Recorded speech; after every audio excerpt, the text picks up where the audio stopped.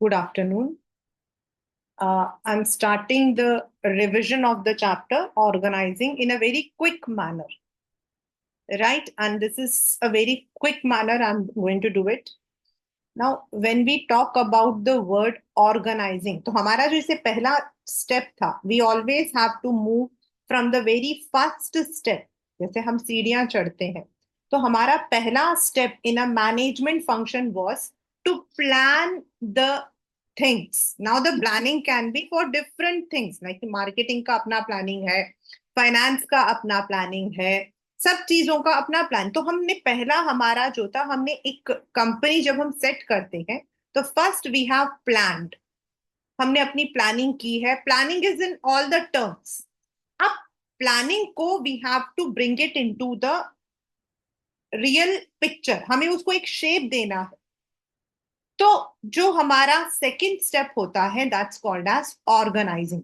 Now the meaning of organising is, if you see this picture, अगर आप इस picture को देखोगे तो that means within the time frame things, things, manpower, money, सबको हम लोगों ने जो है अरेंज करना है, ऑर्गेनाइज करना है, उसको एक शेप अप देना है। तो why द मतलब why do we need organizing? Now the second question comes कि क्यों भाई बिना ऑर्गेनाइज किए हम काम नहीं कर सकते हैं क्या?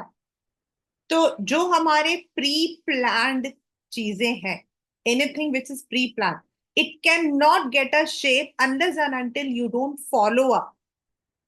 आप उसको फॉलो अप नहीं करोगे तो उसको जैसा आप चाहते थे वैसा नहीं होगा, और उसके लिए you need to have some steps.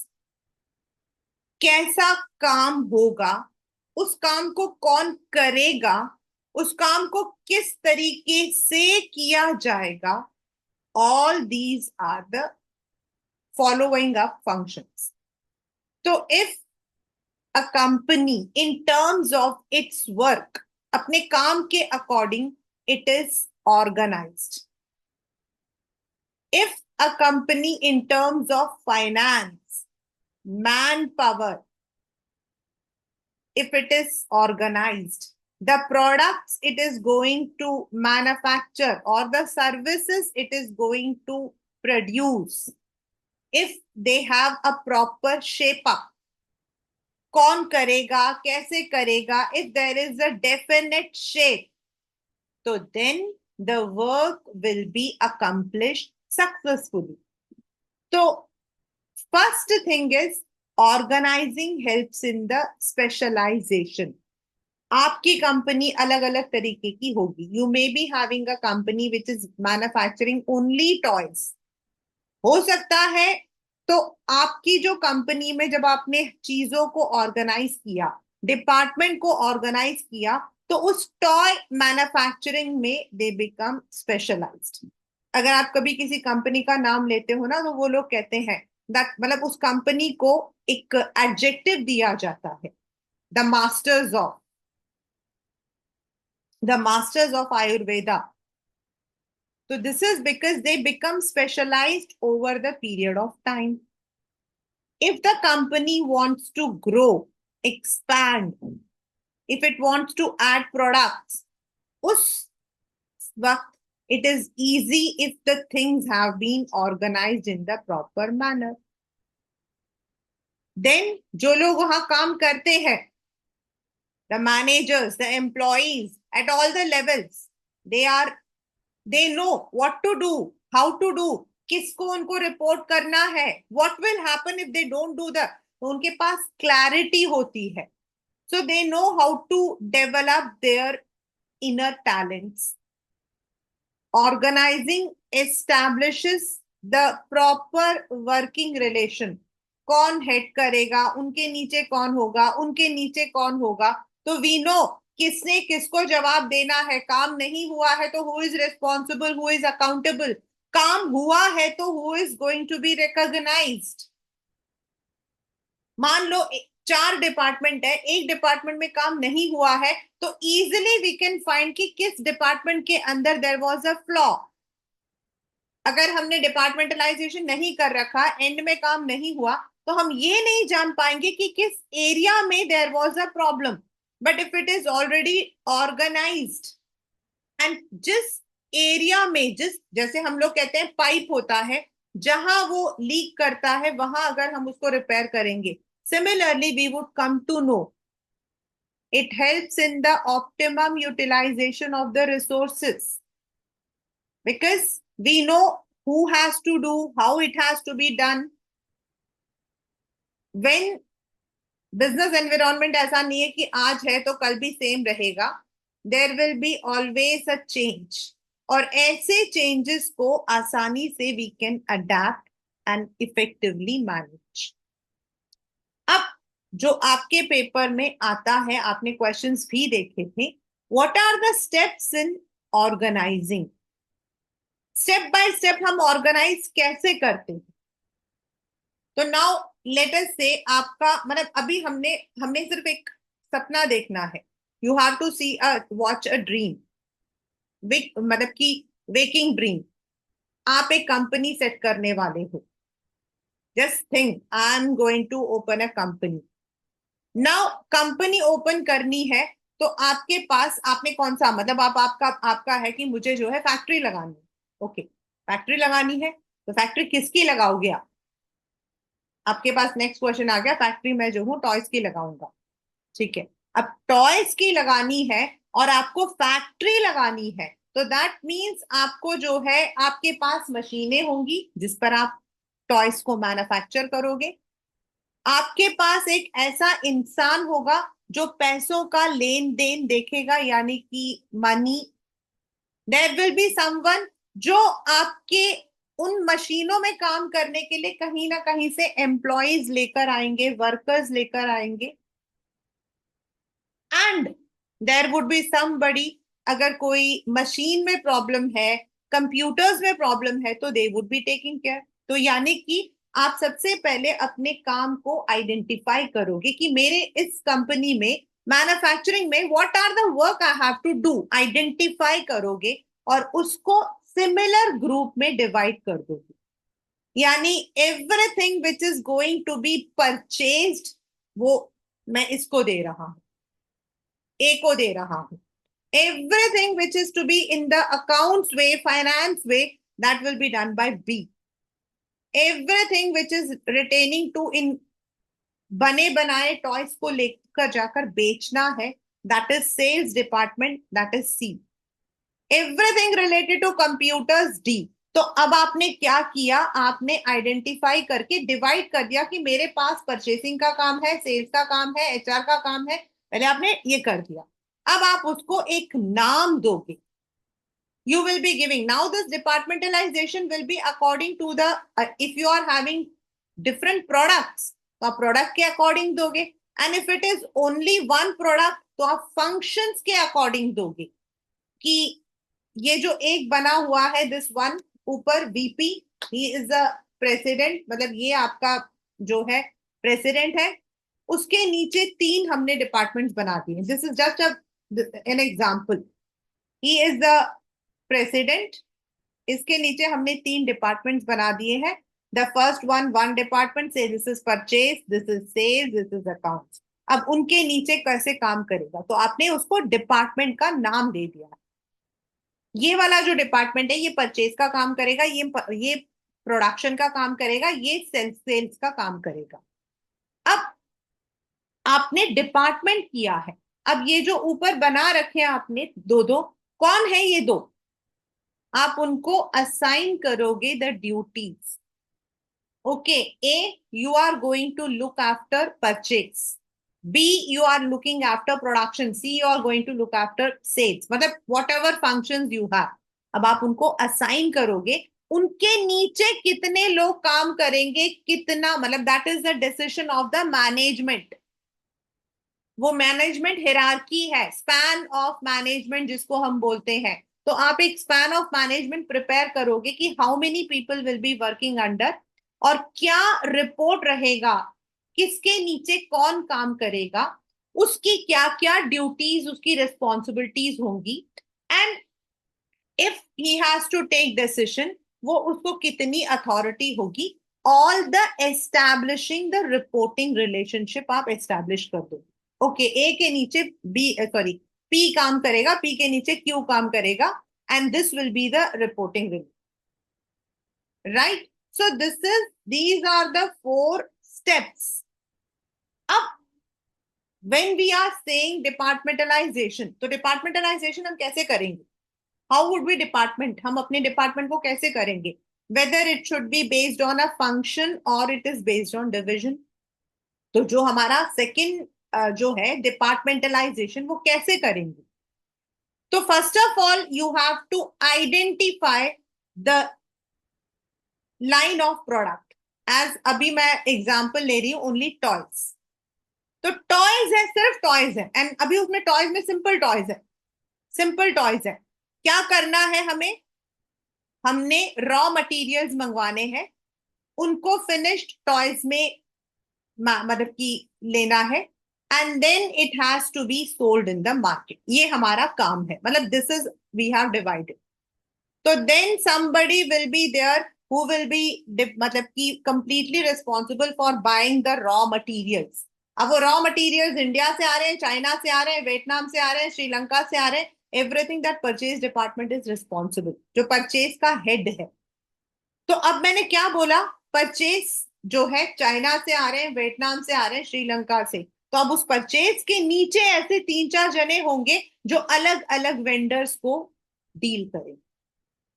Second, who will look into the finance? Money कहां से आएगा, मनी को कहां खर्च करना है, ऑल द अकाउंट्स डिपार्टमेंट, मतलब कि लोगों की सैलरी, सब कुछ। तो you will make one more head, finance. उसके नीचे एक इंसान होगा जो लेना देना देखेगा, दूसरा होगा जो सैलरी अकाउंट देखेगा, तीसरा होगा वो कोई और अकाउंट देखेगा उसके नीचे, तीसरा एचआर। हमें एम्प्लॉयज चाहिए, हमें वर्कर्स चाहिए, तो वो उसका काम होगा रिक्रूट करना, ट्रेन करना, डेवलप करना। These all will be HR1। ये हमारा स्टाफिंग अलग से एक चैप्टर है। नेक्स्ट होगा डिपार्टमेंट मार्केटिंग। दैट पर्सन, वो जो मार्केटिंग वाला, उसके नीचे होगा बने बनाए टॉयज को सेल आउट करना, कस्टमर सर्विस देखना, और उसके नीचे होगा। एंड जो प्रोडक्शन होगा that would be completely responsible for producing. तो ये हमारा जो सिर्फ टॉय से related production, purchase, finance, HR, marketing, मतलब ऐसे बड़े सारे फंक्शंस होते हैं, और वो डिपेंड करता है आपके कंपनी में कौन कौन से फंक्शंस काम आएंगे। तो that is called as functional structure. You can see president के नीचे 4 मैंने डिपार्टमेंट बना दिए। द मार्केटिंग के नीचे सेल्स और कस्टमर सर्विस होगा, HR वाला ट्रेनिंग देखेगा, रिक्रूटमेंट, यानी कि जो ट्रेनिंग है ना, ये एक अलग डिपार्टमेंट होगी, इसके नीचे और लोग आ जाएंगे। बट ये सारे मिलकर सिर्फ एक चीज यानी कि टॉय को देख रहे हैं। All their specialisation is only towards toy. Raw materials आ रहे हैं तो टॉयज के लिए आ रहे हैं, फाइनेंस जो हम देख रहे हैं वो टॉयज के लिए आ रहे हैं, हमारे पास जो HR में स्टाफ आएंगे they will be related to toy making. This is called functional structure. Next आपका आता है, अब आपके पास कॉस्मेटिक्स भी है, फुटवेयर भी है, गारमेंट्स भी है, या आपने टॉयज में ही you want to now add up electronic toys. अब टॉयज नॉर्मल बनाने के लिए you need separate machine, separate experts, whereas for the electronic you need certain things। तो अगर ऐसा है, या फिर you are having different kinds of products like cosmetics, footwear, garments, जहां आपका कंपनी बहुत बड़ा है, तो पहले आप क्या करोगे? पहला आप काम करोगे, आप पहले डिविजन्स बनाओगे। कॉस्मेटिक पूरा एक डिविजन, फुटवेयर पूरा एक डिविजन, गारमेंट पूरा एक डिविजन, और उनके नीचे आप फंक्शनल वाला जो स्ट्रक्चर है उसको सेट करोगे। फंक्शनल वाले में ये जो कॉस्मेटिक वाला नहीं है, वहां सिर्फ एक ही है, वो है टॉय। लेकिन इन डिविजनल फंक्शन, जब पहले आप डिविजन्स बनाओगे जो जो प्रोडक्ट्स आप बना रहे हो, फिर उनसे रिलेटेड जो आपके फंक्शंस हैं, लाइक मार्केट, कॉस्मेटिक से रिलेटेड परचेज, कॉस्मेटिक से रिलेटेड फाइनेंस, कॉस्मेटिक से related marketing. Similarly for footwear also purchase, sales, finance, HR, ऐसे आप डिपार्टमेंट सेट करोगे। और उनके नीचे, जैसा हमने यहां देखा था, similarly there will be people who will be working under these department.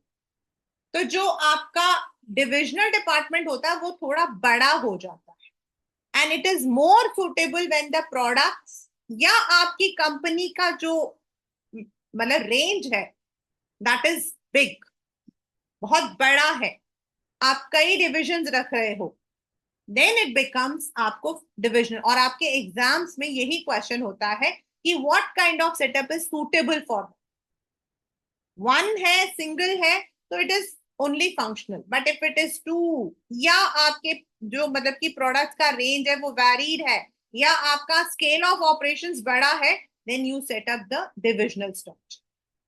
तो जो हमने यहाँ डिपार्टमेंटलाइजेशन पढ़ा था ना, उसके अंदर हम इस स्ट्रक्चर को फॉर्म करते हैं कि व्हाट काइंड ऑफ स्ट्रक्चर हम अपने मतलब कि हम उसको देंगे।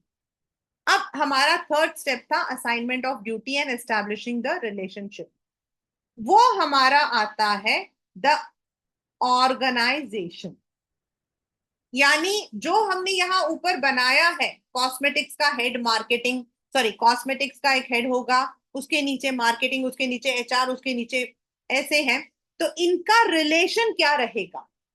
From managing director to cosmetic का हेड, कॉस्मेटिक के हेड के नीचे मार्केटिंग हेड है, एचआर हेड है, फाइनेंस हेड है, परचेज हेड है। तो इनका रिलेशन क्या रहेगा? उनके नीचे जो काम कर रहे हैं, कौन कौन सा काम करेगा, किस लेवल पर काम करेगा, and to whom they are going to report, and this is set up by the company only। जब हम कहते हैं assignment of duties, establishing the relationship, वो यहीं पर आपका आता है कि सीईओ के नीचे ये मैंने 3 मैनेजर्स बनाए हैं, मतलब कॉस्मेटिक्स, फुटवेयर एंड, और इन मैनेजर्स के नीचे आपके जो नेक्स्ट मैनेजर लेवल होंगे, वो उनके नीचे जो लोग काम करेंगे। तो हिरार्की में who will be having what power, who will be having the authority, उनके नीचे कौन रहेगा, उनके नीचे कौन रहेगा, जो ये मैनेजमेंटल हिरार्की है दैट वी एस्टैब्लिश हियर। यानी कि assignment of duties and establishing the relationship. But when you work in a company, when you work in a company, अगर आपने ये वाला रिलेशन बना रखा, but people are not able to mingle with each other, they are not able to bring their grievances, अपनी शिकायतों को वो बाहर नहीं ला पा रहे हैं, अगर उनको कोई तकलीफ है, या फिर if they want to give their suggestions, so then what will happen is, जो कल हमने क्वेश्चंस किए थे, the people will not be happy, it may lead to employees turnover, यानी कि नौकरी छोड़कर वो जा सकते हैं, it may lead to disagreement, it may lead to conflicts। तो उसके लिए क्या करना पड़ता है? कभी कभी तो the company has to, but normally informal organization formal organization से ही निकल के बन जाता। फॉर एग्जाम्पल, यहाँ पे मैंने बनाया फॉर्मल ऑर्गेनाइजेशन, ठीक है, मैंने बनाया मैनेजर नंबर 1, ये मेरा मैनेजर नंबर 1 है, ये मेरा मैनेजर नंबर 2 है, और ये मेरा मैनेजर नंबर 3 है, राइट। अब मैनेजर नंबर 1 और मैनेजर नंबर 2 की हो सकता है नहीं बनती हो, बट मैनेजर नंबर 1 और मैनेजर नंबर 3 की बनती हो। समटाइम्स मैनेजर नंबर 1 के नीचे जो असिस्टेंट मैनेजर है, यहां तो they are manager to assistant manager, लेकिन हो सकता है इन अ ग्रुप, यानी कि maybe they are in the से, एक मतलब कि ग्रुप है जिसमें इन लोगों को शौक है, बैठे हुए हैं, ऑल आर सिटिंग, जिनको क्रिकेट का शौक है they are talking about cricket, जिनको those who are interested in talking about what you call as something else, वो मूवीज के बारे में बात कर रहे हैं। फिर बैठे बैठे मूवीज का प्रोग्राम बन गया, चलो भाई संडे को मूवी चलते, रिलीज हुई है, बढ़िया हो रही है, चलते हैं चलो, वो उनका एक ग्रुप बन गया। तीसरा कोई बैठे हुए and they are all talking and they are talking about the cricket and all. फिर वो कहते हैं चलो ऐसा करते हैं, हम अपने ऑफिस में ही क्रिकेट क्लब बनाते हैं एंड सैटरडेज को हम लोग क्रिकेट खेलते हैं। तो नाउ ये जो ऐसा इनफॉर्मल ऑर्गेनाइजेशन होता है उसमें देयर इज नो रिलेशनशिप कि भाई टॉप में जो है वो सीनियर ही होगा, ऐसा कुछ नहीं होता। इट इज अ स्पॉन्टेनियस, ऐसे ही जस्ट अ फ्रेंडली। और इसकी जरूरत क्यों पड़ती है? Because when we say establishing the relationship, तो relationship has to be in the formal way, but when we give certain privileges, freedom, so then it happens कि जो लोग वहां काम करते हैं they start getting interested. Okay, मतलब general में बात हो रही है, the manager is sitting, the assistant manager is sitting and the assistant manager has given some suggestion. अरे wow, this is a good suggestion, चलो implement करते हैं। तो when we talk in that way, it becomes more convenient to work. तो जो informal organization होता है which is basically for the communication purposes, there you may it basically जो हमारा सोशल नीड होता है, हमारा सोशल नीड क्या है? फ्रेंडशिप, हेल्प करता है। When we are working together, when we are interested, when we have the initiative, तो कंपनी में ग्रोथ होती है। It helps in quick communication, quick decisions, and इस तरीके से it helps in the overall जो हमारा फॉर्मल ऑर्गेनाइजेशन है उसको इनफॉर्मल ऑर्गेनाइजेशन थोड़ा स्ट्रेंथन करता है, because there is a congenial atmosphere. Congenial atmosphere का मतलब क्या होता है? एक फ्रेंडली एटमॉस्फेयर। तो दिस इज हाउ हमारा जो पहला स्टेप था division, identification and division, second step था हमारा डिपार्टमेंटलाइजेशन, यानी कि हम स्ट्रक्चर को लेते हैं, किस तरीके का हमें डिपार्टमेंट बनाना चाहिए on the basis of the functions, यानी कि एक सिंगल प्रोडक्ट, या on the basis of divisions, cosmetic, footwear कर। देन एस्टैब्लिशिंग द रिलेशनशिप में हम ऑर्गेनाइजेशन को सेटअप करते हैं, कौन किसको रिपोर्ट करेगा, what will be the power. Now अब हमने यहां पर एक जो बात कही, कौन किसको रिपोर्ट करेगा, राइट? तो यहां मैंने, आप देख सकते हो, I have made this 3 managers, 1 2 3, and her manager के नीचे मैंने एक असिस्टेंट मैनेजर लगाया है। ये जो मैनेजरियल हियरार्की है, दिस इज डेलीगेशन। अब जो मैनेजर है he may not be able to look after everything. For example, ये वाला ले लो, कॉस्मेटिक्स वाला ले लो। नाउ द कॉस्मेटिक का जो हेड होगा, क्या वो सब कुछ कर सकता है? No. Therefore he would be needing somebody. अब जो उसने नीचे अपना मार्केटिंग एचआर बना दे, लेकिन क्या मार्केटिंग का हेड सब कुछ कर लेगा? No. Therefore he needs to, अब मार्केटिंग का जो मेन काम है, दैट इज आपका जो चैप्टर है ब्रांडिंग, लेबलिंग, वो सारा हमारा मार्केटिंग है। ऑल द फंक्शन, स्वॉट एनालिसिस, मतलब की स्टैंडर्डाइजेशन, सिंप्लीफिकेशन, ब्रांडिंग, लेबलिंग, ये सारा हमारा मार्केटिंग के अंदर आता है। तो can a marketing manager do all these functions? No. तो he will be looking into the core, मतलब हम किस नाम से, क्या शुड बी द ब्रांड, मतलब may be he is a brand creator, he is a brand creator, वो brand को क्रिएट कर रहा। तो वो क्या करेगा? He would be taking only those functions, वो उस फंक्शन को लेगा विच इज इंपॉर्टेंट फॉर, जिसमें उसकी प्रेजेंस उसका से इंपॉर्टेंट है, एंड जो बाकी उससे रिलेटेड है, लाइक स्वॉट एनालिसिस। SWOT एनालिसिस क्या होता है? What is SWOT analysis? Getting the SWOT, मतलब कि द स्ट्रेंथ, वीकनेस, अपॉर्चुनिटी, यानी कि मार्केट का सर्वे। अब ये मार्केट का जो सर्वे होगा वो कौन करेगा? उसके नीचे जो काम, तो वो क्या करेगा? He would delegate the part that is not important to that person, जिसको हम बोलते हैं डेलीगेशन। अब छोटी कंपनीज में क्या होता है? The people do all the work themselves. लेकिन जहां बड़े ऑर्गेनाइजेशंस है वहां पर all the work can not be done. So the manager has to deliberately, deliberate का मतलब क्या होता है, जानबूझकर, मतलब आगे बढ़कर उन काम को अपने पास रखना पड़ता है जहां उसका प्रेजेंस, जहां उसकी रिक्वायरमेंट है, एंड जो बाकी है that he would be giving to his team managers. Like अभी मैंने कहा जो मार्केटिंग का मैनेजर है, he would be looking into the main concept, marketing का मेन, कैसे मार्केट को कैप्चर करना है, वो उस काम को देखेगा. एंड उससे रिलेटेड जैसे काम है, स्टैंडर्डाइजेशन हो गया, सिंप्लीफिकेशन हो गया, लेबलिंग हो गया, वो अपने जो मतलब की सबऑर्डिनेट्स है उनको वो काम दे देगा. और वो जो देना होता है ना उसको हम बोलते हैं delegate. And why delegation is important? Because the senior level manager will be relieved because he or she would be focusing on the key areas. It would help in the effective management.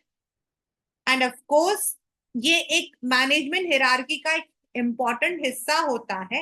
And it also helps in the growth of the company, क्योंकि manager main जो है he would be focusing on the main areas, and उसका जो काम है वो simultaneously होगा. वो इंपॉर्टेंट एरियाज पे करेगा तो जो उसके साथ वाले काम कर रहे हैं, जो उसके नीचे काम कर रहे हैं, दे will be focusing on the related area. तो कोई काम आपका स्टॉप नहीं होगा.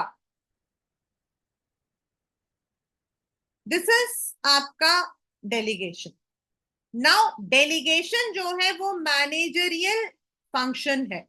मतलब मैनेजर जो है he has to look after that function, और ये उसके ऊपर है कि वो कितना डेलीगेट करना चाहता है. दूसरा, he has the power to delegate and redelegate. He has the power to delegate and redelegate. Now मतलब क्या हुआ, अब मान लो उसको लगता है कि ए वाला जो है वो काम अच्छे से नहीं कर रहा है, तो वो ए से लेकर बी को दे सकता है. In the delegation we have three elements. हमारे तीन एलिमेंट्स होते हैं, और वो एलिमेंट्स हमारे होते हैं अथॉरिटी, रिस्पॉन्सिबिलिटी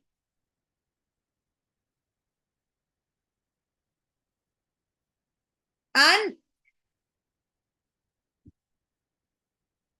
अकाउंटेबिलिटी.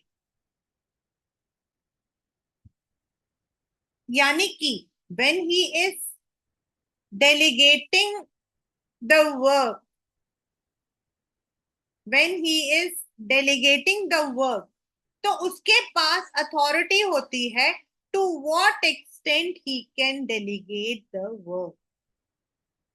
Then जिसको वो डेलीगेट कर रहा है that person will be responsible for doing that work.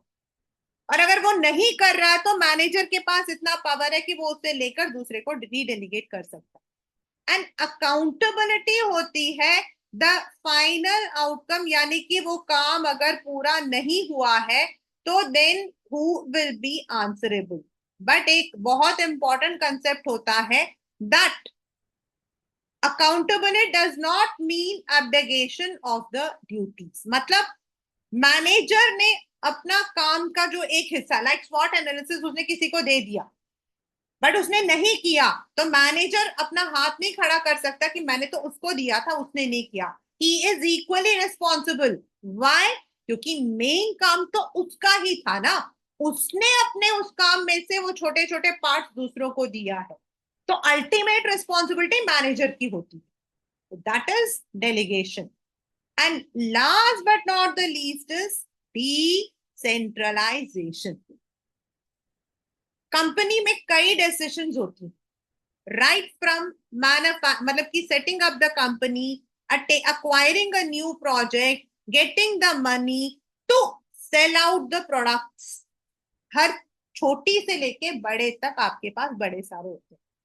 In some of the companies all these decisions, कैसे बेचा जाएगा, कितने में बेचा जाएगा, what should be the deal, everything is done only by the top level management, only by the top level management.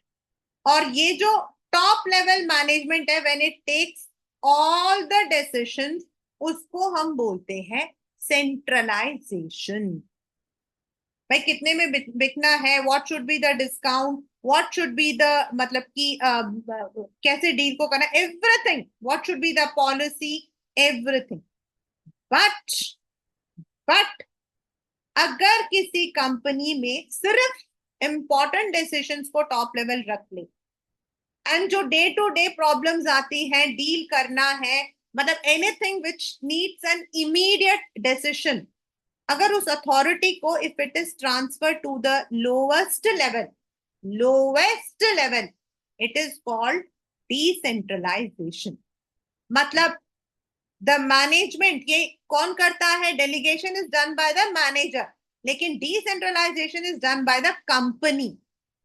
Company की policy होती है कि किस लेवल पर किसके पास कितनी अथॉरिटी होगी, चाहे वो मनी का हो, चाहे वो कोई और डिसीजन हो, वो कितना पैसा खर्च कर सकता है, वो कितना डील को मतलब कि क्लोज कर सकता, everything would be given to him, and this decision making authority is transferred to the lowest level, यानी कि हिरार्की का सबसे नीचे जो एम्प्लॉय है उसके पास कितना है, उससे ऊपर वाले के पास कितना है, उसके ऊपर में, ये सारा आपका कंपनी का जो पॉलिसी है वो सेट करता है, which is called as decentralization. Decentralization delegation का एक एक्सटेंडेड वर्जन है। डेलीगेशन मैनेजर्स कर सकता है बस, लेकिन decentralisation is done by the company. Delegation manager करता ही करता है क्योंकि वो सारे काम खुद नहीं कर सकता, लेकिन decentralization depends on the company's owners. Why it is needed? Because it helps in the flexible approach. Day to day की जो प्रॉब्लम्स है उनको वही लोग ज्यादा डील कर सकते हैं जो उसको डील कर रहे हैं। The top level managers may not be knowing what is happening at the in the market. जो लोग नौकरी करते हैं at different levels, they are motivated because they are prepared for the next level. उनको एक अंदर से एक मोटिवेशन होती है कि we have been given additional responsibility and it develops their skills. It helps in effective control क्योंकि सबको पता है किसको कौन सा काम करना, who is responsible, who is accountable. हर एक इंसान अपने लेवल पर अपने काम के लिए अकाउंटेबल है। So it is very easy to find where the flaw is and it is very easy to also determine the control. And last but not the least, it helps in quick decision making क्योंकि you don't need to wait for the hierarchy of scalar chain की पहले जो है decision के लिए पहले permission ऊपर जाएगा फिर वापस नीचे आएगा, वो डिले नहीं होता है। You know what is your limit and you are able to take the decisions inside that prescribed limit. तो जो हमने 4 स्टेप्स पढ़े थे class 12, that is identification and division, departmentalisation, assigning and relation, ये उन्हीं को जो है, ये एलिमेंट उन्हीं के साथ में जुड़े हुए, उसको कैसे एस्टैब्लिश कर सकते हैं, किस तरीके से कंपनीज करती है, दैट इज आपका the structure, what kind of structure you want to take. Then informal, whether it should be adapted by the company या फिर इट स्पॉन्टेनियसली अपने आप हो जाता है। What should be the working relationship? How the manager can delegate? What are his powers of delegation? And of course, जब company अपना set करती है तो at that time it sets up the decentralization policy. तो ये जो जितने ये सारे steps थे, this is called as organizing. इनको हम लोग जो है in broad terms we call as organizing. And all these concepts which I have done today or even in the earlier time also, they are the questions and this will be the type of questions which will come in here. Like for example, the first one is what is organizing and it is uska importance. The second one is the steps, आपको identification के लिए पूछा जा सकता है। Then what kind of structure a company has या it should adapt, वो आ सकता है। Then what kind of organization यानी कि communication organization कैसा रहना चाहिए, the authority to responsibility के अंदर formal, informal, then how the manager can delegate. जब हम कहते हैं authority to responsibility, तो कितना manager अपने पास रख सकता है, delegation, and last but not the least is decentralization. That's all in this chapter, organizing.